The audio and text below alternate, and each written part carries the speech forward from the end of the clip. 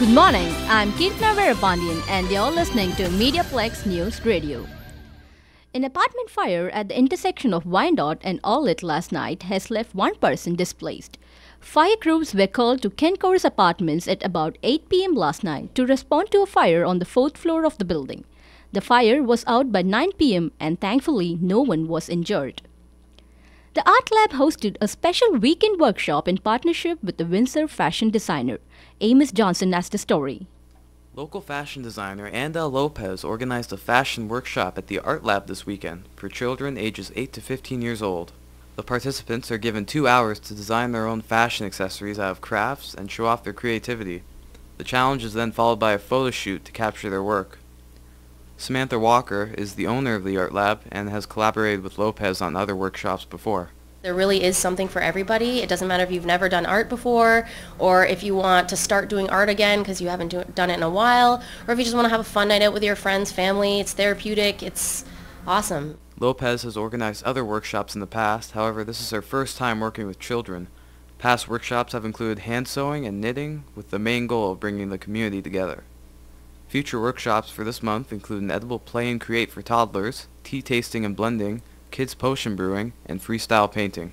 For MediaPlex News, I'm Amos Johnson. The Windsor International Film Festival wrapped up on Sunday with an estimated 10% increase in ticket sales. Ticket sales should total about 24,000 tickets, up from last year's previous record of 22,000. During the 7-day event, 143 films were screened from 21 different countries at the Capitol Theatre, the Chrysler Theatre and the University of Windsor's New School of Creative Arts.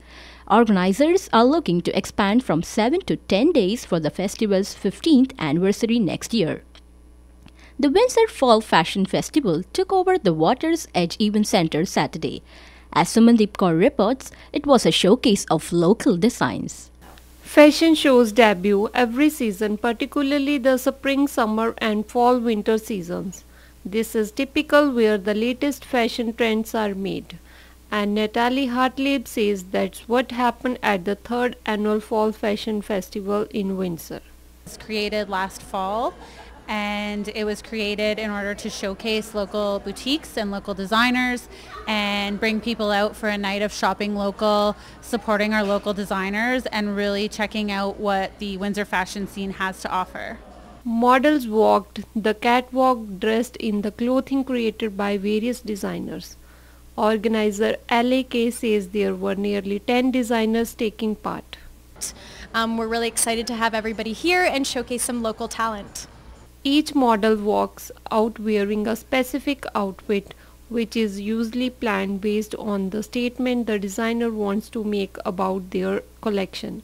I'm Sumandeep Kaur from MediaPlex News.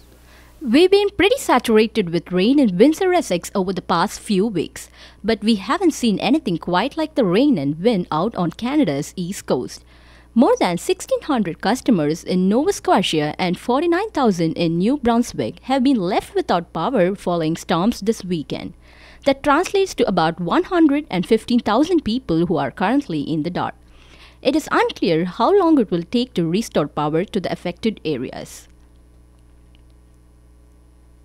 The city is making preparation for Bright Lights. Windsor construction has started as Jackson Park for this December's light show, which some say was one of the most beautiful and controversial events of last year.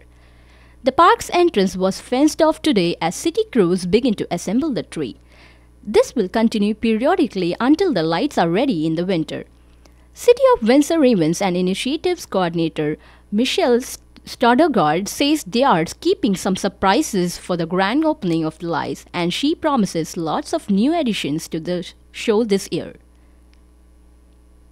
An opportunity to be able to get food and beverage on special programming days. So Fridays and Saturdays, you can expect some great activities, some entertainment that will be on site, and like I said, some food and beverage, as well as some local vendors that will be there providing locally handmade items. According to the city, last year's event attracted thousands of visitors and was extended well into the new year.